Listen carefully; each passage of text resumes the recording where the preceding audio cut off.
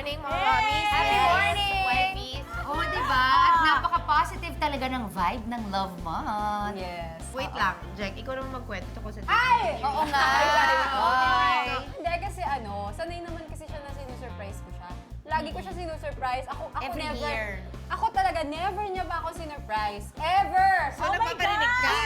At anyways, yun nga, kasi para for me, special sa akin yung nangyaring to. Kasi second year wedding anniversary din namin. wow. Valentine's Day. Napili namin Valentine's Day kasi punong-puno ng love. Kasi punong-puno kami ng love. Yes, I love Ayan. it. At Sila Vave. check natin to. Ganda nito. Sila Vave.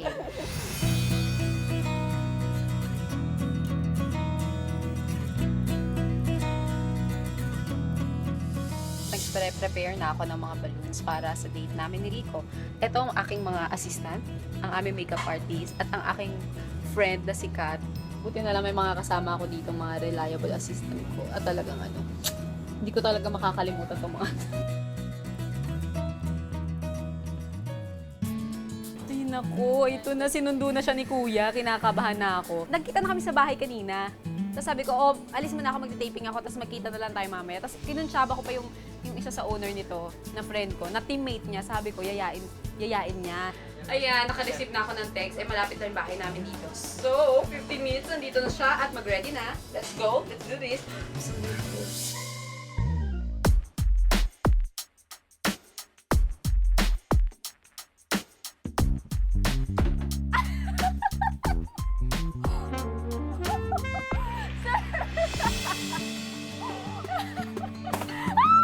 Happy New Year! Oh my God! Na-surprise ko ba? Happy Valentine's and happy anniversary. Na-surprise ako. Na-surprise, siyempre, hindi ko talaga in-expect na ito. Tinanong ko yung teammate ko kanina kung tuloy ba tayo mamaya kasi kahapon pa niya pinaplan. And then, yun nga, sabi ni JR na, kita tayo doon mamaya. So, wala naman siya. So, dahil nga, ito, grabe naman to. Grabe naman ang effort mo. You deserve it. Ibigay ko na rin yung gift ko sa'yo. Sakto nandito na rin. Hindi ako naniniwala. Pero Wala. Ha? Oh my God! Alam mo ba to? Ano may surprise? Hindi, dati ko pa ginawa yan eh. Ano to? Ano ba yan? May gift siya sa akin, nasa likod daw ng... Teka, kinuntsaba niyo yan, oh. Ba't ka umiyak? Hindi ako naniniwalang ginawa. Kinuntsaba niyo si Rico, no? Hindi. Yung totoo. Dati ko pa nga ginawa yan kasi anniversary gift ko sa'yo. At the back of our family picture, first floor. Oh my God! Nandun yun, dati. Matagal na nandun yun. Ay, Dahil may galing! effort ko. Oh my gosh! Naiyak ako ng bonggang-bongga kasi akala ko ako lang may surprise. Meron din pala siya. Nag-effort din pala siya. Sobrang, kakaiba.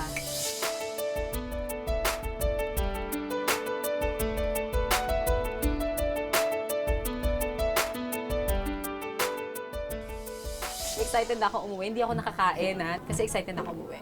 Oh my gosh. Let's go. Oh my gosh, I'm nervous. Wala naman eh. Ito pala. Totoo. Hindi ko alam kung bakit niya naisip to. Wala akong idea talaga, ha? Sabi ko na nga ba, ang ising race bag nga eh. Nakakatawa, nakaisip pa ng gano'n. Third floor, bed, door. It's on the middle of Versace and Jo Malone. Sa lalagyan ng mga perfume ko. Oh my God! Nakita ka na. iPhone 6 wala. I love it. Thanks. I have a new phone! Yeah! I love you. Always remember na in ups and down, lagi akong nandito for you. More surprises pa. Bilang Happy Mrs. Chef, magluluto tayo ng mga putahing patok na patok sa panlasa ni Mister, mga anak natin, buong pamilya at mga kaibigan natin. Oh, happy place. Bilang Happy New Mommy, pagsasaluhan natin ang hirap at ligaya ng pagiging isang ina. Bawat umaga, magbaning at Bilang happy partner sa pagpapa-beauty, magpapalitan tayo ng mga tips para timeless ang ating kagandahan. Bilang Happy Mami Rakitera, magtutulungan tayo sa pag-asenso. Maliit man o malaki ang negosyo nyo. Happy wife, ang saya-saya. Happy life, ang saya-saya. Happy, happy, happy, a happy morning to you. Happy wife, ang saya-saya. Happy life, ang saya-saya. Happy, happy, happy, a happy morning to you. A happy morning to you. Ay, ano ba yan? Alam nyo, papalapit na ng papalapit talaga ang Valentine's Day, ha? That's true. Heart-to-heart talk nga tayo. Grabe ka naman, Sis Nika. Ano bang napakaseryoso mo naman? Ano bang heart-to-heart talk yung sinasabi mo?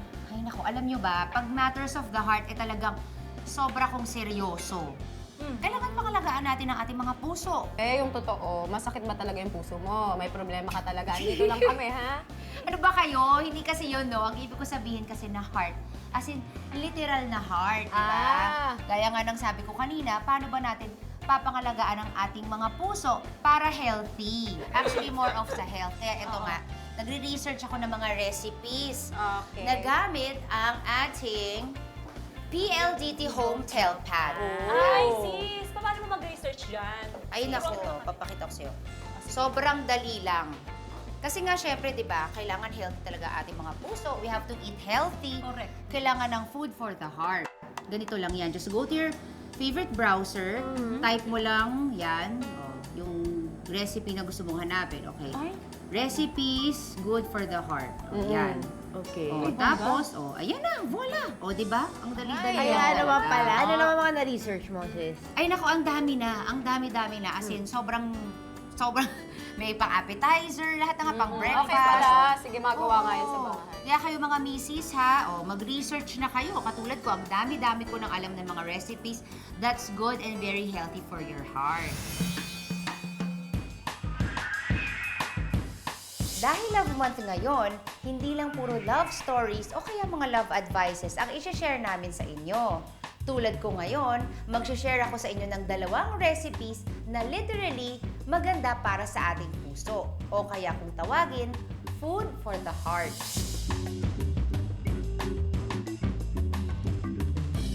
Marami akong natirang mga canned goods and oatmeal dito sa bahay. Sakto naman yung oatmeal at saka tuna. Magagandang source siya ng omega-3 fatty acids na talagang nakakatulong sa pagpapababa ng cholesterol at saka ng blood pressure. So, ginamit ko ang aking PLDT Home Tel Pad para makapag-research ng mga recipes para sa mga pagkain ito. Mga recipes na pwedeng i-share sa mga misis.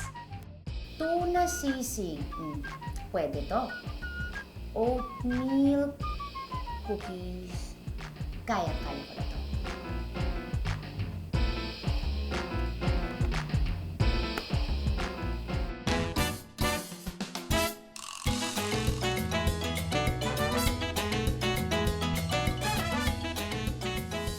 Okay, so ready ng ating mga ingredients para sa ating tuna sisig recipe. So meron tayong chopped onion, soy sauce o seasoning, bawang, konting siling labuyo, green onions, mayonnaise, and syempre yung ating canned tuna. Okay, so ready na tayo? Let's cook! So naglagay lang ako ng konting mantika. Lalagyan na natin ating sibuyas. Saute lang yan or gisa. So pag medyo parang nag-iba na yung color niya, medyo clear na, pwede na tayo magdagdag ng ating bawang or garlic. Huwag niyo pong kakalimutan mga mamis ha, baka maiwan niyo ng masyadong matagal. Madali pong masunog yan.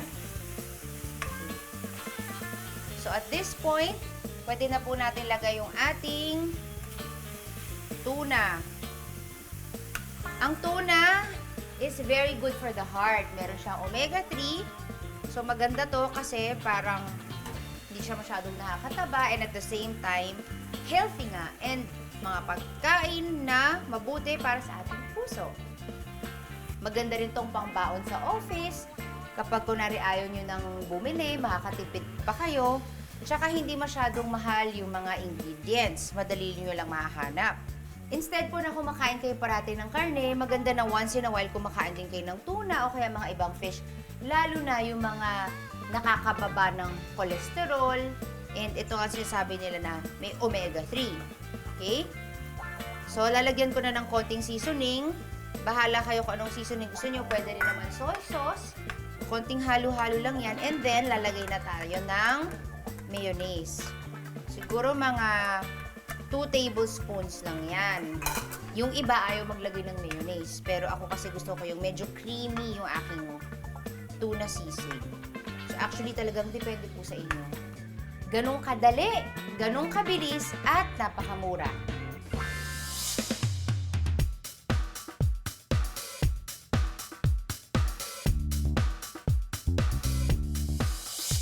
And eto na, tapos na ang recipe number 1 na food for the heart, ang ating tuna sisig. Ito na po ang aking recipe number 2 na food for the heart, ang oatmeal cookies. Ang mga ingredients para sa ating oatmeal cookies, 1 cup flour, 1 teaspoon baking soda, 1/3 cup oil, 2/3 cup brown sugar, 1 egg, 1 teaspoon cinnamon powder, and 1/2 cup oats or oatmeal. Ang gagawin lang natin dito, napakadali lang. So, lalagay na natin yung ating brown sugar. Ito. Siyempre, lalagay na natin yung ating oil. I-mix ko lang siyang mabuti hanggang sa matunaw yung brown sugar. Yan. So, madaling-madali lang to. At maganda pang pangbaon ng mga kids. Lalagay ko na yung ating egg. 1 egg. Halo-halo lang po yan. And now, lalagay na natin yung ating dry ingredients. So, lagay na natin yung flour. I-mix nyo lang. Cinnamon. 1/8 teaspoon. Ayan. So, i-mix lang natin yan mabuti. Tapos, lalagay na natin yung star ng ating cookies. Siyempre, yung oatmeal na nakakatulong po sa pagpababa ng ating cholesterol. So, ibig sabihin niyan, makakatulong din po sa ating puso. So, mix-mix nyo lang yan. Pag nahalo nyo na ng mabuti, pwede na nating ilagay yan sa ating pan and sa ating oven toaster. Marami tayong mga recipes na makikita online or pag nag-log on tayo sa internet. Now, ready na tayong ilagay yung ating dough dito sa pan. So, kulang kayo ng kutsara, mga ganito. Yan. Bilugin nyo lang ng konti. Tapos, maglagay kayo ng konting pagitan.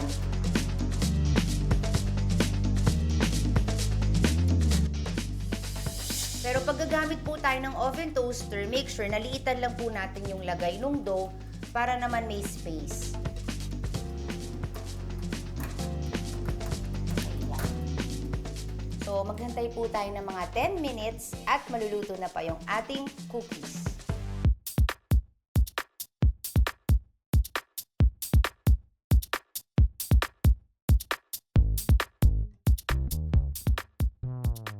Okay, ayan na. Tapos na yung ating oatmeal cookies. Actually, sinabi ko po kanina 10 minutes, pero depende po yan sa init ng oven toaster nyo. So, dapat po bantayan natin. Tapos, natural lang na medyo malambot siya. Ang importante is allow the cookies to cool down. Hindi nyo dapat sila kakainin agad kasi malambot siya, pero mamaya-maya, pag medyo tumigas siya ng konti, magiging chewy na yan.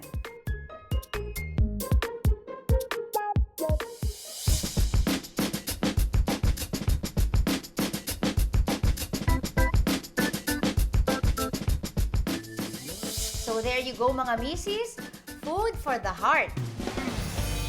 Mga misis, gusto nyo bang malaman kung paano ang paraan para maging espesyal ang inyong Valentine's Day kahit wala kayong budget? Eto, ituturo ko sa inyo kung paano.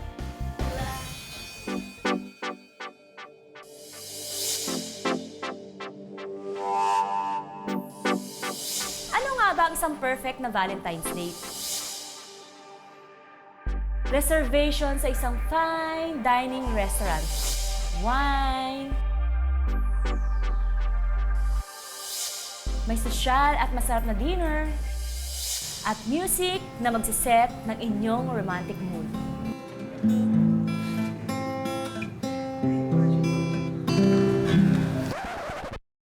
Paano pag walang budget?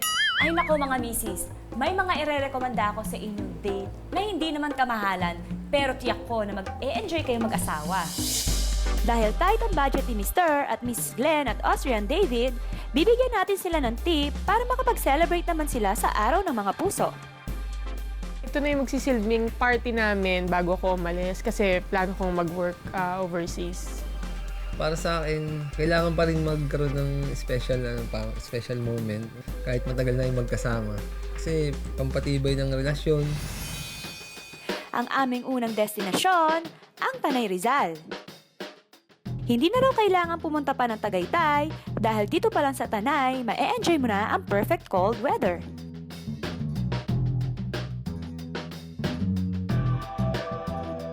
Perfect na perfect itong mainit na bulalo. Panlaban sa lamig sa halagang 300 pesos lang para sa 3 hanggang 4 na tao.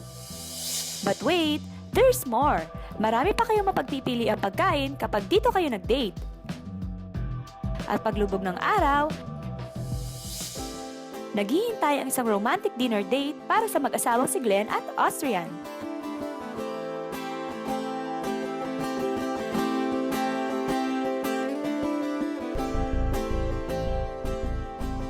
Actually, parang ngayon lang yung pinaka-special na namin kasi hindi talaga kami nag-date Bihira kami na mag-date. Kaya napaka-special nitong araw na para sa amin. Pagkatapos ng hapunan, nagpiyesta ang mga mata dahil sa mga bituin sa langit. Under the stars, pwede kayong magmuni-muni, magkwentuhan at balikan ang nakaraan. O kaya naman, magkantahan. Ang mag-asawang ito, akala mo mga teenagers sa kaswitan. 1 hour para Manila lang. Ang sobrang lapit lang. Kasi before, medyo mag-aatubili kang lumabas kasi malayo yung mga magagandang lugar na usually binibisita pag Valentine's. Dito, anytime pwede na namin puntahan, tsaka affordable. Pero kung talagang cost-cutting at zero ang budget para lumabas, heto ang mga tip namin sa inyo. Home date number 1. Gawing romantic place ang inyong love nest sa pamamagitan ng mga rose, petals, at kandila.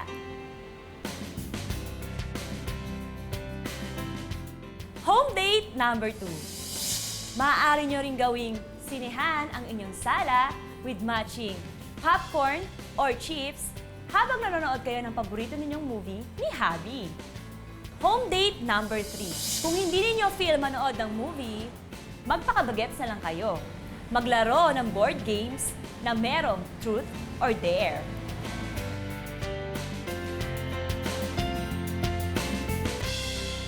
Home date number 4. Kahit hindi pa Throwback Thursday, i-reminisce ninyo ng inyong partner ang love story ninyo ng inyong mga old pictures or photos.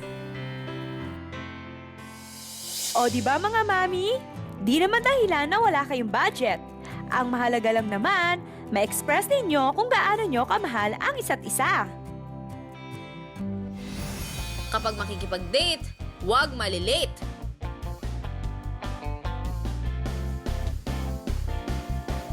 Sorry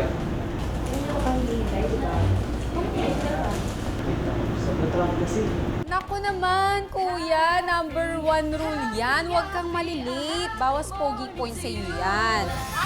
Eto naman, para sa mga single friends natin, ha? Sa lahat ng mga single and ready to mingle, meron kaming mga dating tips para sa inyo. Para naman hindi kayo marong sa paghanap kay Mr. Right.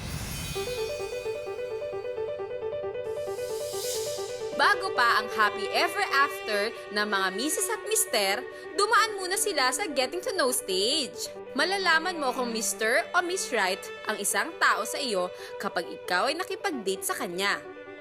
First date namin, walang dull moment. Lahat masaya kayo. Tapos lagi pa siyang nagpapatawa. Tapos talagang gentleman pa siya. Importante din yan kasi lagi siyang on time, tsaka talagang siya ang nagtitreat sa mga friends ko at sa akin. Never niya ako pinagastos that time. Mayabang siya, pag maglalabas na ako ng money, ayaw niya, haharangin niya yun. At kapag nga raw makikipag-date, may mga do's and don'ts na dapat sundin. Para sa successful date, nandito ang ilang tips na dapat isa-isip. Kapag makikipag-date, huwag malilate. Sorry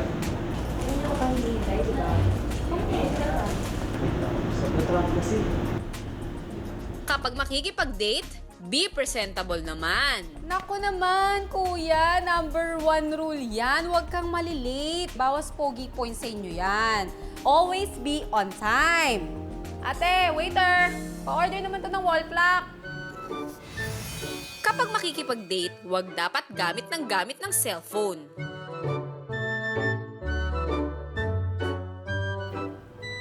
Nako, mga ate at kuya, pag makikipag-date kayo, i-make sure nyo na yung attention nyo ay nasa kadate nyo. Kung hindi, sigurado ako, hindi maganda ang kahihinatnan niyan. Siyempre, importante din, lagi kayo nakasmile pag nakikipag-date kayo.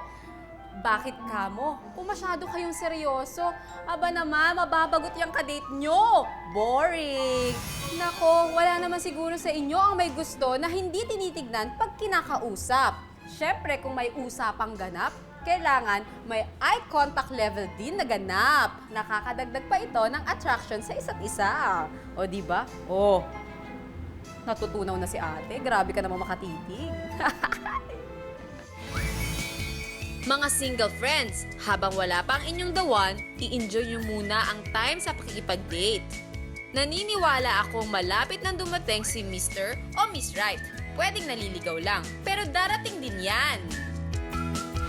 Isa na namang misis ang nagpadala ng photo with the asawa, si Mrs. Jane Reyes, na 12 years nang kasal kay Julius. Aba, favorite bonding daw nila ay travel with the chikiting, social, di ba? Yes, at ang sabi talaga nito ni Jane, kahit daw saan siya kaladkari ni Julius, talaga daw sasama ito. Forever daw silang hindi maghihiwalay. Wow, ang sweet naman. Oh, grabe, ang sweet-sweet naman. Kaya maraming salamat, Miss Jane, sa pag-share mo sa amin ng iyong love story. Yes. Actually, yun naman talaga importante, di ba mga girls? Family bonding, but most importantly, yung husband and wife bonding. Oo. Kahit sa kwarto, di ba, dapat, alam mo yun, bonding nyo na yun yung alone time yung dalawa. Mas matibay relationship pag ganyan eh. Ay, ang saya talaga. Kaya lang, sayang no, ito, lumipas na naman ng isang matamis na morning. Pero, mga misis ha, marami pa kami mga love tips at saka mga love stories para sa inyo. Abangan nyo yan! Kaya naman palagi lang kayo makipag-banding sa amin online dahil aabangan namin ang inyong mga message sa Facebook, Twitter, at Instagram. Remember, mas happy ang morning kapag tayo magkakabonding. Dito lang yan sa ultimate happy place ng Happy Wife, Happy Life!